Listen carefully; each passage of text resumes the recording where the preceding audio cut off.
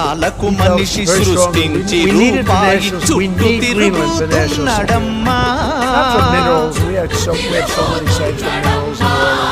రూపాయి కొరకు ఏ పాపానికైతేమి ఒడిగట్టెనదుగో చూడమ్మా.